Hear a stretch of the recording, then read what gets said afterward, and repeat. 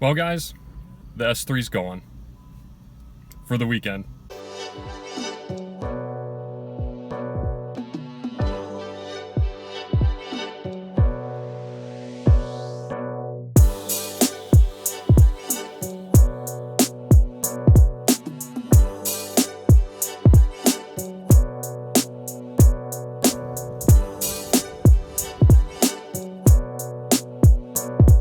So as you guys can see, I am driving a 2.0T Q3. So this is a vehicle that Audi of Hunt Valley has lended to me while my car is in the shop getting some service done. And when I say service, it's just the, I guess the yearly service that needs to be done. There's a couple things in there that had to get fixed, just minor stuff. And I'll actually talk about that in another video when I get to the 1 year mark, which is actually coming up in the next couple months here. I've been driving this for about a day now, and I'm actually kind of impressed with it. I'm pleasantly surprised. I really wasn't expecting it to be as good as it is. You know, coming from an S model down to, I guess, just a regular 2.0T that has, you know, 220 horsepower or something like that. I was actually kind of impressed with the amount of power that this Q3 has. I will say that the seats are very comfortable. Might even say that they're a little more comfortable than the S3 seats. I know, I hate to say it, but they're pretty comfortable. I've never really driven an SUV, so this is kind of a, I should say a crossover. This isn't really an SUV. I've never really driven a crossover, so it's kind of cool to be a little bit higher up.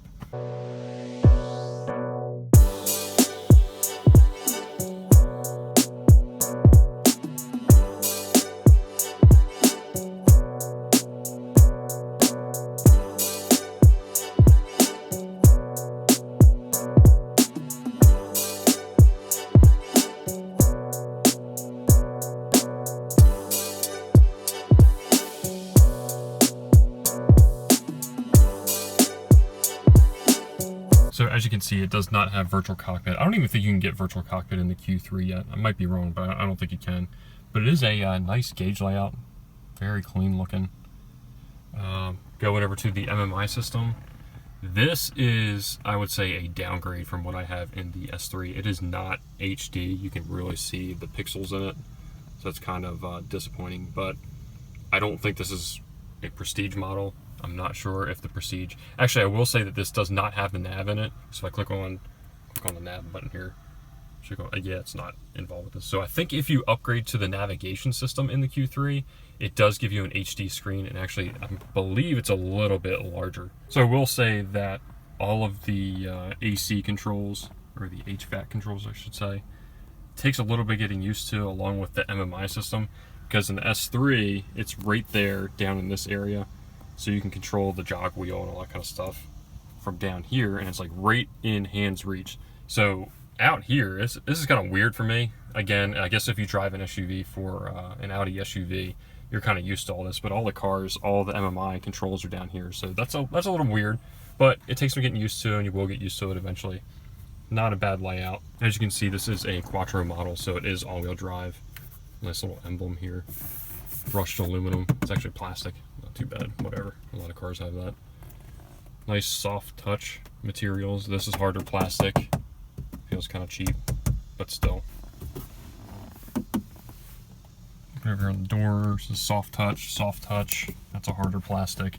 And I will say that this one does have, it looks like an interior LED lighting system. Because if you look up here, you can see these are the LED lights. And then there is an LED light down under here, and then also down here. And then your cup holders, they light up as well. So I believe this one does have an interior LED lighting package. Another thing that I really like about the Q3 is the panoramic sunroof. You can see it's a very large sunroof. The only part that opens up is this part up here. And actually, if you push the button up here, so you can see it kind of lifts up and then slides back. The sun's getting a little bit bright here. But it does have a sunshade, so you can close that. It's a similar sunshade to the S3. So you can see that's electronic, so it does slide up when you push the button. Very nice. I love this in the Audis. This is amazing, because in most cars, the actual, I guess, sunshade, when you pull it back, it actually closes this, or pulls this back with it, so there's no way to keep the sun out of your face. This is a great feature. I love this in the Audis. So the seats are full electronic, so you can see you have all your controls down here. Tilt it back, forward, and that's for the back part of it. And then you can lift the seat up, move it forward, backwards, and this is for your lumbar support. So the seats are very comfortable. I'm impressed with them. I don't think they look that great, but again, it's just a Q3. It's not an S model or anything, so you're probably not looking for something super special. But comfort-wise, I'm very impressed with them. So I'm sitting here in the back seat, and I will say there is plenty of room back here. You know, I'm 6 foot tall, and I have the front seat in the position to where I'd be sitting. So if you had a 6 foot tall person sitting in the front, 6 feet in the back, you can see, you know, your knees are kind of in the chair, but it's still very comfortable. I'm very impressed with the legroom back here. And the seats themselves, they're very comfortable. Lean back a little bit. I'm impressed. And one of the great things about most Audis, I believe all of them almost, have these vents back here. So you get plenty of air conditioning, you know, on hot days. This is a great feature. I love that. It looks like this one is equipped with a 12-volt socket down here. And lock, I'm not really sure what that's for. That's maybe to unlock the doors? I don't know. Somebody tell me what that is. I really want to know. Put a comment down below. So just like most Audis, you do have a 60/40 split rear bench, and the seats do fold down. And as you can see, if you fold them down, you got quite a bit of room for storage back here. This one does have a, I guess, privacy cover in it. You can see there's plenty of cargo space in this thing. Actually, height-wise, you know, you get more than the S3, but I think like down here in the bottom section, it's probably about the same amount of room, I guess, floor space as a A3 or S3. And then here's the view from the rear. You can see there's plenty of room back there for storage. Now, I do know some of them you can get them equipped with a electronic door rear hatch close. This one does not have that, so you have to close this manually, but I believe that's an option to where you can just push the button up here. If there was a button here, you'd push the button and it would close by itself.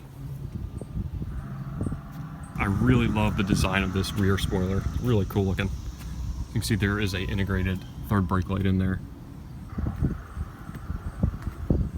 Adds a little bit of sport look to it. Now these are the, I guess, lower trim package for the wheels. They do have a much nicer wheel style. I'm not a big fan of these, but they're not bad if you're, you know, entry level, just looking to get into a Q3. These wheels aren't too bad, but there are definitely better options out there.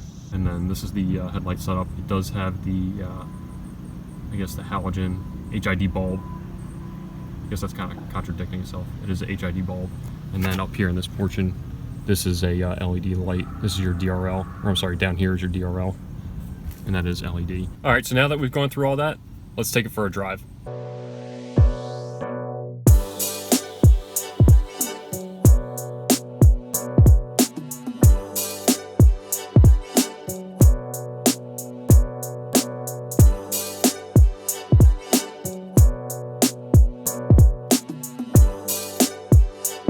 Driving this thing around, I will say it is a very comfortable ride, especially compared to my S3, which does have the mag ride suspension in it.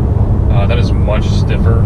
Even if you have it in comfort mode, it's a lot stiffer than this. Obviously, this is a, you know, crossover, so I think it's expected to have a little bit better of a ride to it. But I will say it's very comfortable. It seems to be much more sound deadening in it than the S3. Because the road noise isn't near as bad. Again, that could come down to the tires that are on the S3. Those Continentals, I believe, are fairly loud. So this Q3 is not equipped with the Drive Select, so you cannot change the modes in it. I will say that the steering, it feels pretty good. You know, it doesn't really feel too heavy or too light. It's not floaty like it is in the comfort mode in the S3. Now, if you want to talk about power, I believe that this has around 200 and some horsepower, 220, 230, 240, somewhere in that range. I'm not really 100% sure. I haven't researched it. If you guys know, you know, put a comment down below so everybody else can see what it is. But I will say that if you hit the gas, the thing does go. You know, it is probably a fairly heavy vehicle because it is a crossover, but there's plenty of power here. So even though this doesn't have Drive Select in it, you can actually shift the gears manually by kicking the shifter over to the right. And then if you want to shift up a gear, obviously you push forward just like you do in the S3 or an A3 or whatever. And then if you want to downshift, you'll pull back on the lever. You guys can't see on this video, but if you pull back on it, it does downshift. So now I'm in 4th gear. And it tells you what gear you have in the middle display here in the gauges. Okay, I downshifted down to the 3rd gear, and you can actually hear the exhaust a little bit. Again, this car probably does have the sound actor in it, so that is probably engine noise pumped through the actual speakers. But you can actually hear the turbo swelling a little bit, and you can hear the exhaust note. If you guys like the video of this Q3, be sure to drop a like down below and leave a comment. I always appreciate when you guys do that.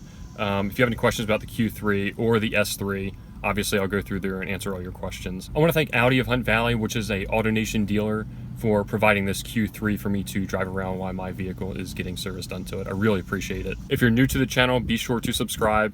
I'm posting new videos as often as possible. Again, I'm busy with school and work and buying a new house, all that kind of stuff, but I have been posting videos as frequently as I can. Thanks for watching, guys. Really appreciate it. Don't forget to reflect and never settle.